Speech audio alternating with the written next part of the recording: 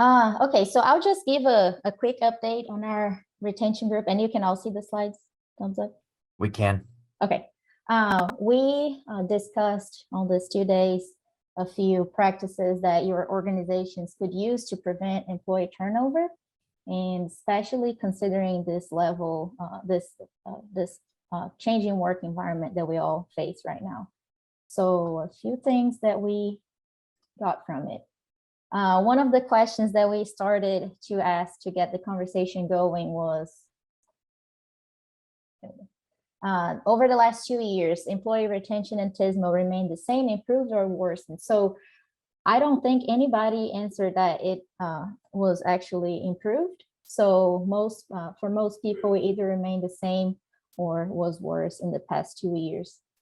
And then this is just a list of things that most organizations mention that make people stay. So overall, especially for the public agencies, stability was a fact that made people stay in their organizations, and then advancement opportunities, transparency, flexible schedule, working from home. And one organization even mentioned that they don't even need to live close to the official office. Some people live even in other states, and that has helped not only with retention, but also recruitment, just because of the flexibility. Upper level management support, engagement is also a factor that make people stay. Variety of projects, people like to work on challenging projects. And this is something that came up several times as well, having a say in decisions that affects their work, and feeling like they have their voice heard. So that was something that was very important for employee retention. Being the owner and making a difference. So basically working on the bigger picture and being able to directly feel like you're making a difference and contributing to your community. The nonprofit status is also something that's very attractive for retention of employees. Positive culture was also mentioned several times. A few organizations have tuition programs for employee independence, and also professional development and training and knowledge continuity. Those were the main characteristics that make people stay. Now, on the other hand, things that make people leave, and this was probably the thing that we heard the most, the competition, even between agencies. So that was interesting that in the beginning of the conversation, people also mentioned, well, private sector has more flexibility, more options, and higher pay. But then some agencies mentioned that because they collaborate so much, sometimes there is a stealing from each other. And so they end up hiring from each other all the time. And that's an issue that make people leave too. Pay rates, that was brought up several times as an issue. Equitable pay. The problem that sometimes technical employees that don't want to be managers, they just don't have many options for career advancement and opportunities. Not having adequate resources, and then job classifications dictated by civil service don't always fit our need. Layers of approval, so especially the government and public agency structure was brought up several times as reasons that make people leave. Lack of transparency, not feeling part of a team, lack of personal connection, excessive workload, and that's something that also was mentioned, that especially when somebody leaves the job, the person that stays has double the work to do, and then that person ends up leaving as well. So that was an issue that was mentioned. Lack of engagement, lack of career path or growth opportunities. And as I mentioned before, people want to know their work and they are valued. Now, one thing that I thought was interesting is some different strategies that the organization used to increase employee retention. Somebody mentioned that sometimes having a mission attracts a few people, and one agency mentioned that sustainability, after the agency became sustainable and were adopting measures related to the environment and recycling and all those things, they were actually able to attract more employees that were aligned with those missions. In relation to the recruiting in non-traditional areas and how TISMO professionals and HR can collaborate and work together to see if they can modify traditional job expectations and requirements. We had a few agencies that mentioned that Nevada DOT is working with a consultant also to develop a plan, and this plan will try to understand recruitment retention of those non-traditional employees, so they're not they don't necessarily have the background that TISMO positions required. The Oregon DOT mentioned an example of when an electrical engineer was able to be hired without a civil engineer background, so there is some flexibility at a few agencies. Maryland Transportation Authority mentioned a labor-intensive salary study, and also one non-traditional way to attract people is to attach a video with their job description. So sometimes being able to see, like I always say, the fun part of being a TISMO professional helps attract and keep employees engaged. Now, one thing that, and Pat really defined that really well in this last breakout room, I always call them catch-ups as a retention tool, but really they are stay interviews, because a lot of agencies and organizations have exit interviews, but not many of them actually have the stay interviews, or something that tries to understand right now, is my employee happy? Do they have all the tools that they need? Do they have career goals? Are they happy to stay here so they don't actually have to exit and go through the exit interview? A few organizations had employee satisfaction surveys, employee engagement polls, and a few of them are also exploring those stay interviews. And one organization had a formal performance review process that would help dictate increases in pay and promotions and everything. By occupation, I'll just quickly talk about this, because we had organizations that have issues with both retention of younger employees, especially now that they have so many opportunities with work-life balance and remote work and higher initial pay, and as well, older generations, they're seeking retirement earlier. So they started seeing this more after the COVID pandemic, and so both generations are have to be addressed differently. So different strategies are required for both. Related to exit interviews, just to summarize all this, mostly exit interviews are huge value for the employer, but most of them thought that when employees go to exit interviews, they're either not very honest because they don't want to burn bridges, or they already make up their minds and they just don't really see the value of sharing any feedback with the agency. I think, oh, and the big issue that was mentioned as well is that TISMO employees typically do not have the access or feedback from the exit interview. So it's hard for them to actually be part of the process on how to improve the retention strategies. Some highlights, and then that's the last thing. I know I'm short on time. I probably showed this to most breakout rooms that I was in because pay was mentioned as an issue for employees to stay at a lot of organizations. Iowa DOT compensation strategy was an example of how they can actually give increase in payments for recruitment, retention, if somebody has a higher education or experience level than the position they're in, or if they're in a temporarily higher level and higher responsibility position. Also, Oregon DOT mentioned how the state was very aggressive approaching remote work. So their IT department really worked hard to provide employees laptops and VPN systems everywhere so they can work remotely 100% of the time, and they're not required to live near the office location sometimes.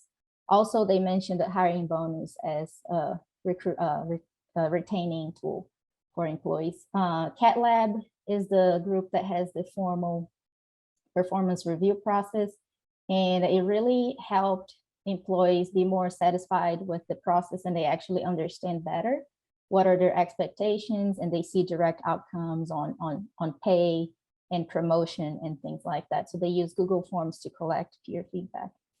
Nevada DOT mentoring and opportunity to work on different roles was mentioned as a strength of them.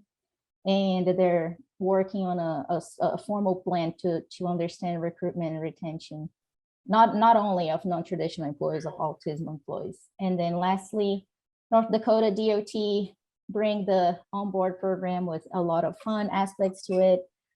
They provide tours for the new employees for the first year or so. They can go to the TNCs and they have high five awards. So things that keep employees motivated and engaged. And in addition to all those, they actually look at data across different generations on how to attract and retain.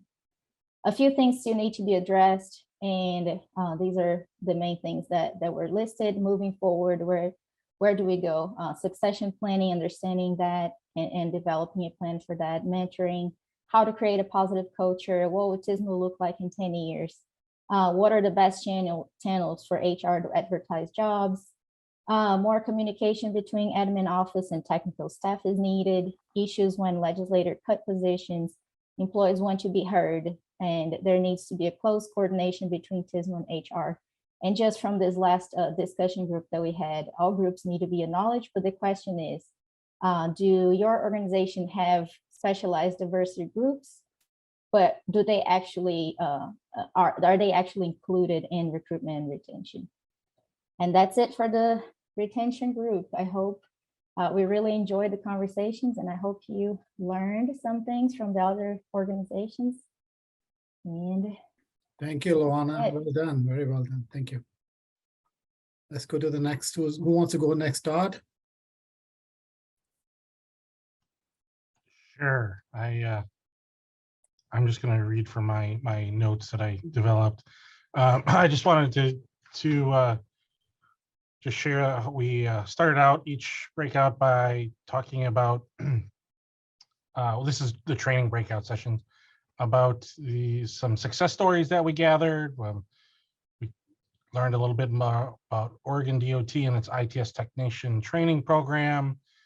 We learned about Cat Lab and its internships at the high school level.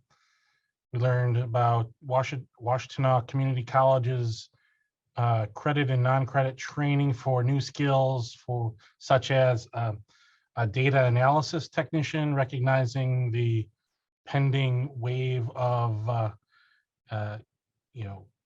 connected automated vehicles and even EVs as well, fiber optics, and then also courses on automotive cybersecurity and networking.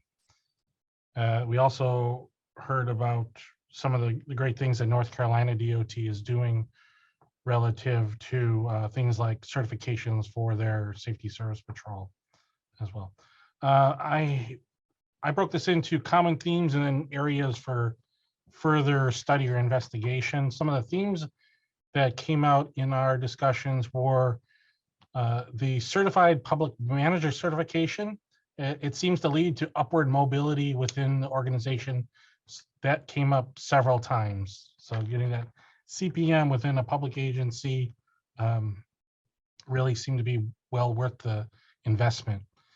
There was significant variation in how agencies provided tuition support, everything from, on one extreme, it's banned legislatively, to there's cases where it's waived essentially and paid for in advance, so there's no burden to you financially. There's other cases where you can get partial tuition reimbursement with no strings attached to having time paid for at work to study and go to do your coursework, but then there are hooks on that you need to give a certain amount of time back to the organization. We asked every group about specific training to TISMO, and I would say that it is relatively limited and spotty, but there are some exemplary examples. Beyond training, there was also limited awareness of TISMO within organizations. So it still seems to be relatively isolated within the traffic management, traffic operations, and maintenance functions of the organizations. One interesting thing was some organizations are offering training that leads towards different certifications beyond P. So for some states, for example, would hold boot camps or academies that would ultimately lead to you being able to take the exam for the project management professional, for example. And then last theme I picked up on was groups emphasize the importance of career pathways for different types of positions, so everybody can see their next logical opportunity. Other things that really stood out in the discussions was the partnership between Florida DOT and University of Florida, where there's been created a transportation professionals master's degree. Another exemplary example that we want to get more information on is the ITS Carolinas Operations Academy, which is modeled after the national model or the National Academy, but just recognizing that not everybody can go and spend 2 weeks, either virtually or in person to participate, and try and just broaden it out in the Carolinas area. What we talked about earlier this morning, but it came up in our discussion, was the ITS and Signal Technician Task Force in in Arizona. And then one other thing I just did want to just bring up is there is a concerted effort at the federal level to increase training opportunities for TISMO. So I know there's a lot of things in the works on that front. So stay tuned, if you will. And that's my report, Faisal. Thank you, Todd. A great summary and a lot of information. I think we'll have to digest it more when we go back. Thank you for that. And let's go next. Pat or Stephanie, who want to go? I'd be glad to go. Okay. Thank you. I do have some slides that I tried to organize everything on, so I'll share this real quick. All right. Okay, so this was from the recruitment group, and we organized our topics around strategies that were successful in attracting professionals, as well as challenges in attracting them, and then around paraprofessionals. And then we had a couple of kind of overarching questions that applied across the board. So I'm gonna have a summary put together around those key areas. So in terms of professional positions, some of the things that were found to be successful, one of the most common and most impactful was that of graduate rotational programs, typically 2 years, where employees cycled through different divisions over the course of that 2-year period, really to help them find their fit, figure out what they were really interested in. There were some really innovative models in some cases where the new employees actually had a mentor and were able to work with that person to really design their rotation sequence completely around what they were interested in. Others were more standardized and they rotated them through all of the primary areas. And then sort of key to that was really coming out of that, finding the place where the person fit the best. And so this was seen as a really outstanding recruitment tool, but also resulted in some other key benefits, particularly around retention. And Oregon DOT had a really strong program related to this. They shared a brochure link for their program with us. And then they also have a manager's handbook. So it's a very formalized process that they said they would be able to share as well. So that's something that we're going to follow up on. Another key area for professionals that was successful were strong university partnerships for co-op and internship programs. And a couple of specific examples here, the Iowa DOT found that by implementing these programs, they ended up with 35 to 40% conversion after the students graduated to full-time positions. So it was really a strong recruiting tool for them. The Arkansas DOT also had similar success in attracting students to the DOT after they graduated, and some of the key aspects that they noted that were really valuable from that was that they really had a much quicker onboarding process. They had a better understanding overall of department priorities and policies, and they really saw improved retention coming out of this as well. Much like we saw with the retention group, the flexible work location was seen as an attractor to draw in potential employees, like noted for retention, also in part to allow people to be able to work technically for one of the larger urban areas, but be able to live in an area that they could actually afford and not have to have that commute. We saw several examples of DOTs that had developed out of state, and Washington was even working on out of country allowances that could be done on a case-by-case basis so that they could find the workforce that they needed. Mentoring programs were brought up several times as being very effective for recruiting. Also, employee recruiting campaigns where the employees were actually empowered to go out and talk to their friends, their acquaintances, their family, and share more about the DOT's mission and the type of work that they do, and then recommend them to the agency. And they found this was particularly effective for recruiting more of the mid-level and higher level staff, particularly for people who were at that point in their career and were looking for more stability.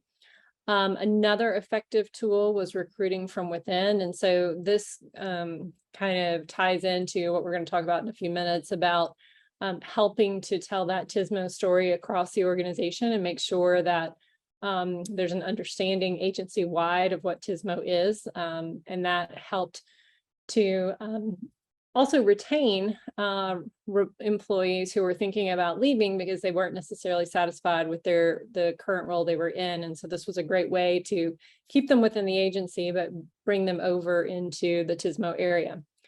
And this last one on here I had to include because we only heard this once and I thought it was pretty awesome. Pet insurance has been added in Maricopa County and has been an effective recruiting tool for them. So that was, I thought, certainly very unique. So I wanted to make sure we had that captured on here. And then in terms of the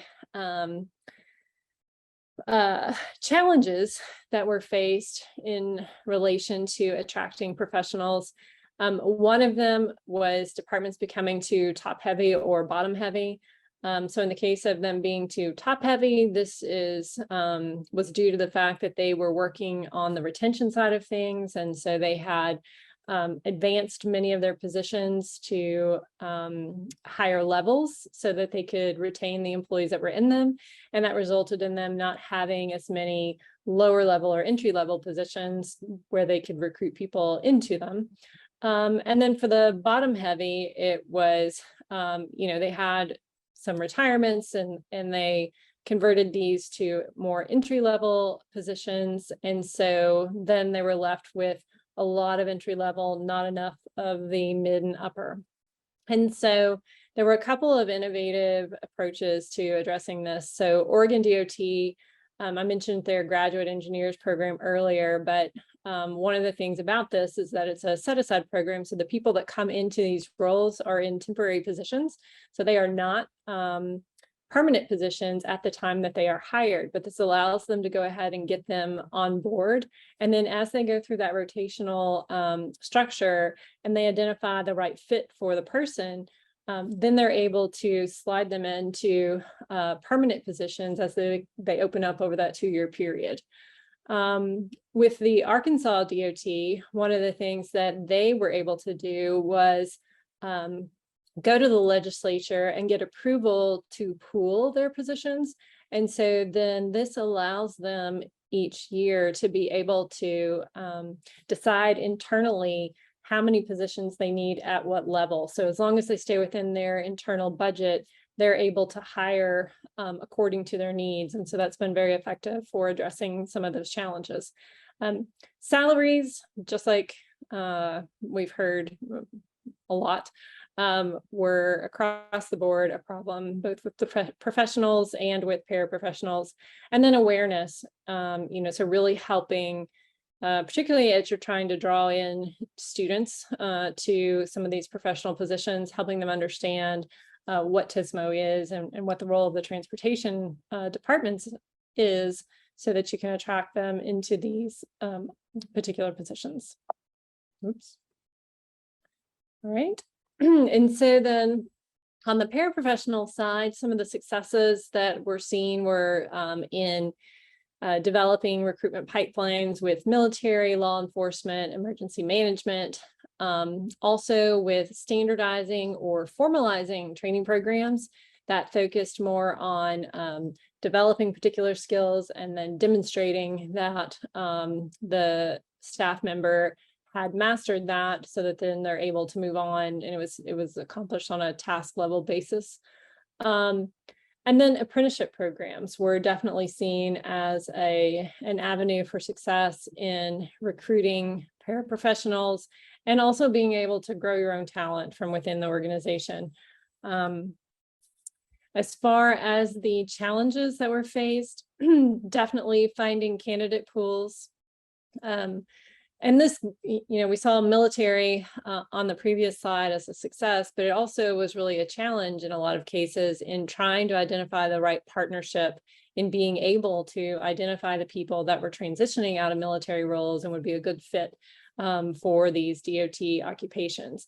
And so one suggestion that was brought up in one of the groups was consider partnering with AASHTO to help sort of build out some of those partnerships at a national level, to help facilitate that transfer process. And then pay scales, of course. This certainly was seen as a challenge across the board for paraprofessionals, but particularly for electricians, where the commercial side of things, the pay scale is so high that it's just nearly impossible to attract them.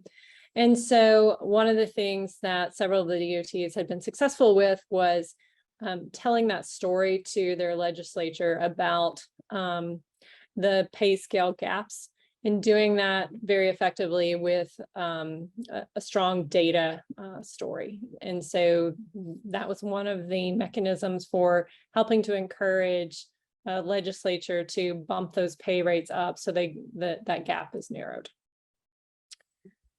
So then we switched and talked a little bit about hiring and onboarding as far as the recruitment process goes. And so we talked about the challenges that are faced with remote work in terms of onboarding employees. And so, how do you build those relationships, and how do you effectively onboard employees when you're working in a remote environment? And so there were lots of different suggestions offered up.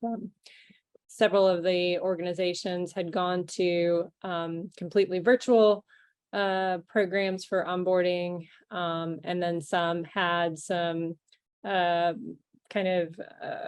initially in-person sessions just to get those relationships established before then they moved them back out to that remote option. And then there was a lot of discussion around the importance of consistency in that onboarding process. And North Dakota had really had some great success in making a lot of changes where they went from a decentralized model to more of a centralized model for onboarding, and found this to be much more effective, and particularly for making sure that all employees were getting a consistent message, consistent experience, that the person they were dealing with had the expertise needed to really support them in that onboarding process. And then another interesting aspect too was inclusion of TSMO in onboarding for all employees. And so this was just kind of base level TSMO awareness training that had been added to help people understand the role of TSMO and what it is in the first place as they were entering the organization.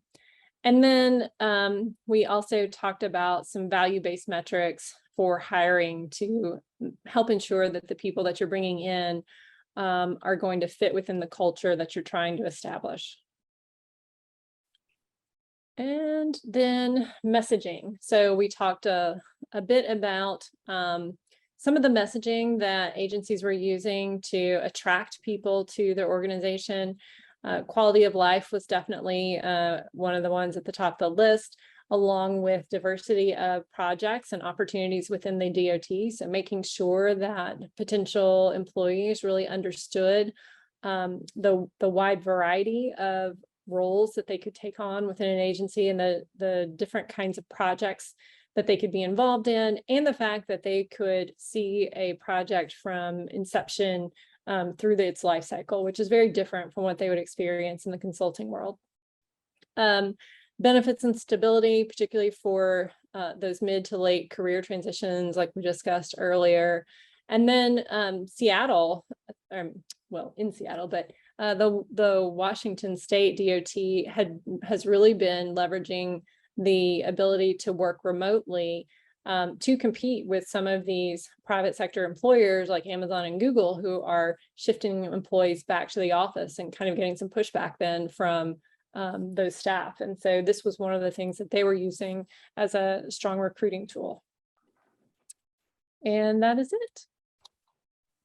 Stephanie, thank you so much. Very, very effective. I think great information, and you touched upon a variety of topics. So definitely of value to group here, but also to others in the future. So let's switch to Pat now for our final report of a breakout group. Pat, go ahead, please. All right, was trying to share a screen, so we'll see if I can figure that one out. Here it is.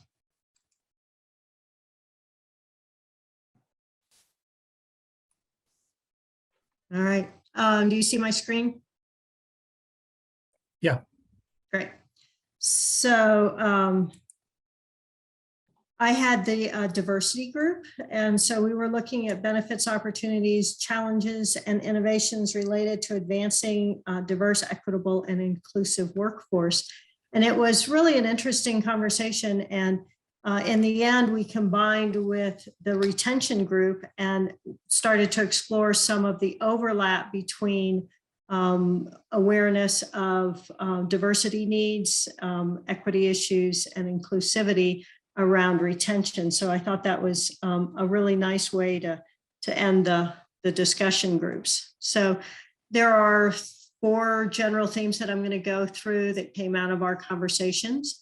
They are challenges related to DEI, benefits to DEI, successes that some of the organizations have achieved or realized through some of their activities, and then sort of just a short list of other ideas and suggestions that came up in our conversations. So with that, the challenges,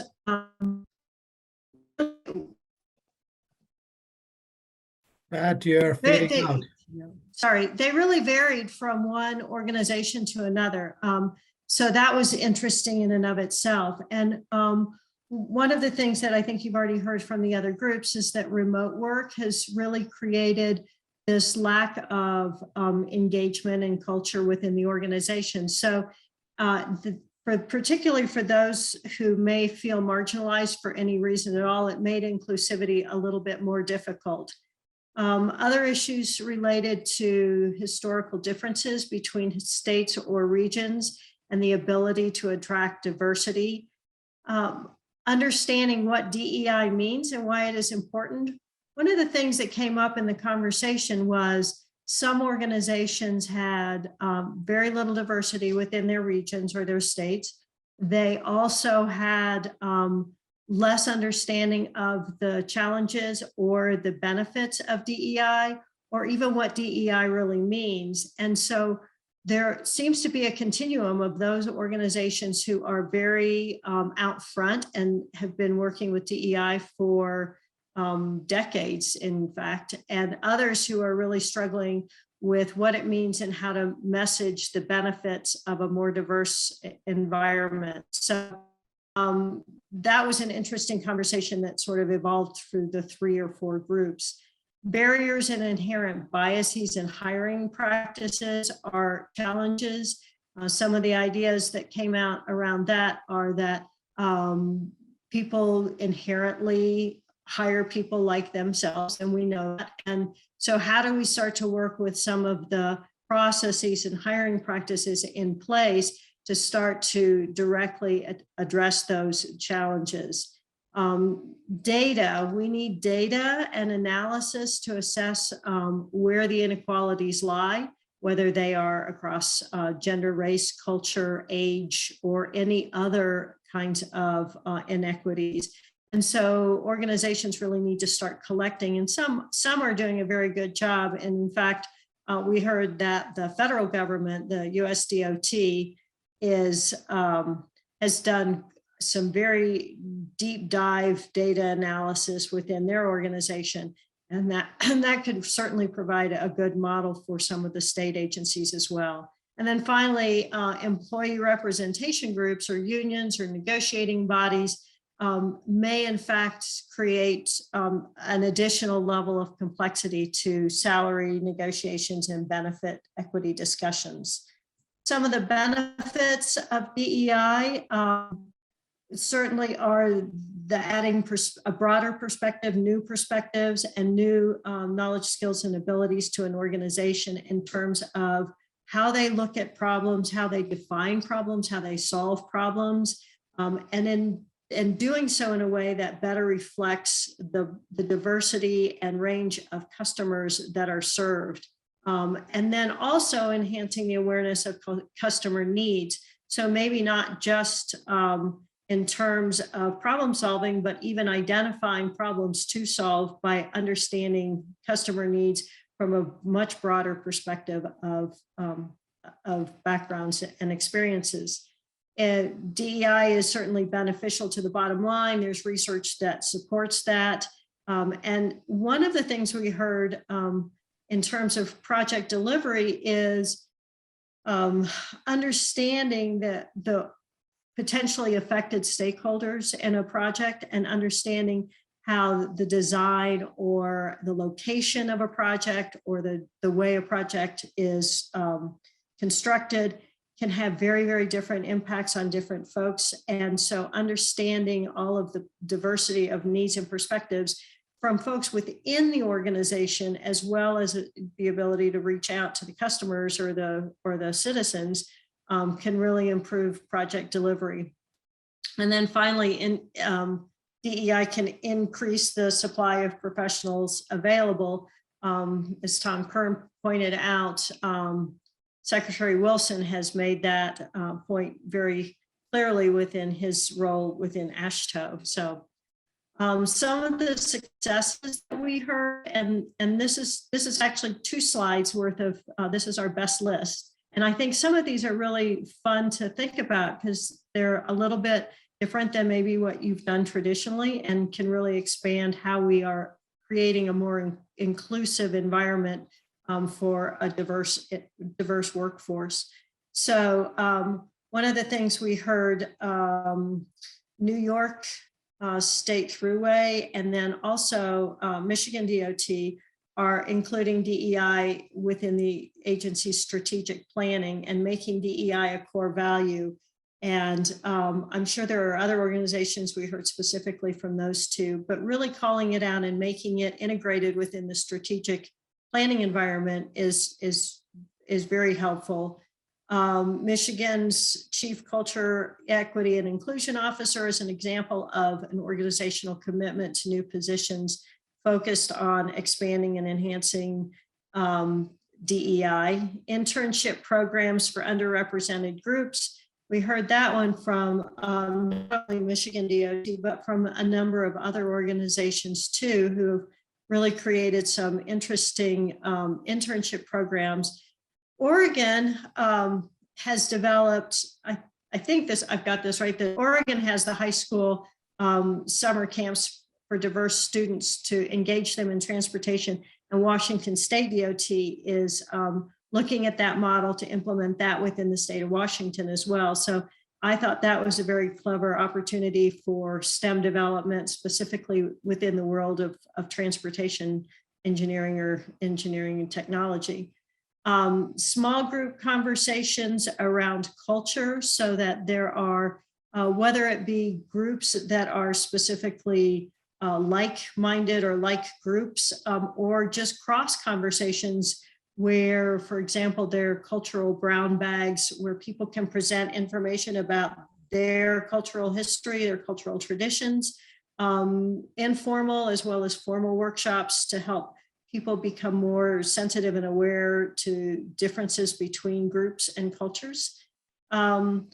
There was an example of a set time for remote workers to collaborate or visit virtually. And this goes to the issue of feeling a little bit isolated during the remote working times. So it's really almost a virtual water cooler session where there's a time during the day people can drop in and either collaborate on a project or idea that they're working on, or just share updates in general and build relationships. So I thought that was an interesting one. In-person recruiting, what we've heard is that particularly for people who are underrepresented in organizations, personal outreach, personal touch, high touch kind of environments are much more effective in addressing their concerns or their reluctance to consider working for a DOT, for example. So things like job fairs and work tours are helpful in terms of engaging folks directly with the people that will be either hiring or working with them if they choose to pursue a career in transportation organizations. Flexibility and new approaches to recruitment and job postings. There's a lot of creative thinking around how we recruit and looking at non-traditional outreach and recruiting things. I think that is so important to start looking at where we go to make people aware that there are even job opportunities within our field. And then I think we've heard in recruiting and retention that mentoring is a significant piece, but certainly when you're dealing with underrepresented groups who may have inclusion issues or concerns, informal and formal mentoring are very, very critical. Other ideas that we heard, one was similar to the mentoring. It's a calendar for new hires where they have a friend of the day where they meet employees and those employees can help them get a better sense of the organization and navigate the organizational structure. They get to know people across the structure. And it was noted that this was done within a smaller organization, actually a private organization, a consulting organization, but could certainly be done within a division or an office or any other smaller subgroup of a larger organization. Formal hiring equity guidelines. Maryland noted that there are specific formal hiring equity guidelines that they need to follow, and those are helpful in a more formal structure. Revised background checks was noted as something that was done, correct me, I think that, yeah, Michigan DOT, where they're working with the Department of Corrections to recruit and train folks within the correctional institutions so that when they come out, they can get their CDL and they can be snow plow drivers or other kinds of maintenance workers. And they needed to revise background checks. So they changed essentially hiring requirements in order to accommodate that particular recruiting group. Employee newsletters that highlight profiles on women, minorities, and other employees, celebrations and highlights of cultural events across various cultures throughout the year so that everybody is more aware of each other's particularly important dates or events. Developing DEI metrics for recruitment. And I think that's common. And then also developing DEI metrics for promotions and other lateral movements, collecting data on recruitment and retention across diverse groups, and then for 504E federal workforce development funding used for DEI training. So those are a few of the success stories that we heard. We also heard a few other ideas. I don't know that these were particularly attached to any of the organizations there, but they were suggested ideas. Build talking points and business case for the benefits of diversity. And as I mentioned, organizations seem to be on a bit of a continuum. In some places that is a very important activity, and in others it seems to be a very clearly understood benefit. Review hiring practices for implicit biases. Some of the ideas that were suggested were things like, done in music, blind audition, so you don't know who you're doing, or hiring based on skills rather than on previous jobs held, that kind of thing. So establish diverse hiring panels so that you have a diversity of perspectives and faces in the room as you are interviewing prospective hires. Recruit from underserved or underrepresented populations. Review HR policies for implicit biases, and these would include pay or salary rates, benefits, hiring, etc. There was one story of a response to the Lilly Ledbetter Act, where an organization went in and did pull all of the salary levels across the organization to compare for gender bias, and in fact found changes that needed to be made, and they quietly made those. So when they were audited, they were fine. But these are the kinds of things that we need to anticipate and we need to be proactive about. So a couple other comments. One that I thought was very right on point is that diversity is not about the numbers. We really need to support the success of all employees. And so just having a target number or a diversity report out is one thing, but ensuring the success of those employees and all those employees is important. And then finally, leadership training and development for underrepresented employee groups so that they can move through a career progression. And in fact, that might actually start to address the salary discrepancies across various underrepresented groups.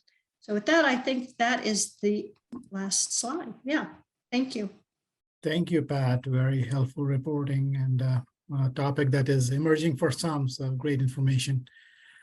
So now let's open up to the group and see if anybody has any comments on the reporting, any feedback, anything that you like to add. Anybody? This is Stephanie. I just want to clarify really quickly one of the things that I said about Oregon with their graduate training or their graduate program. I think I used the word temporary and want to make sure that I didn't convey the wrong message there. These are full-time, fully benefited positions. They just don't have a permanent financing position, a permanently financed position for them yet. And so they find that over the course of that 2-year period. Thank you, Stephanie, for clarifying. Anybody else? Any thoughts?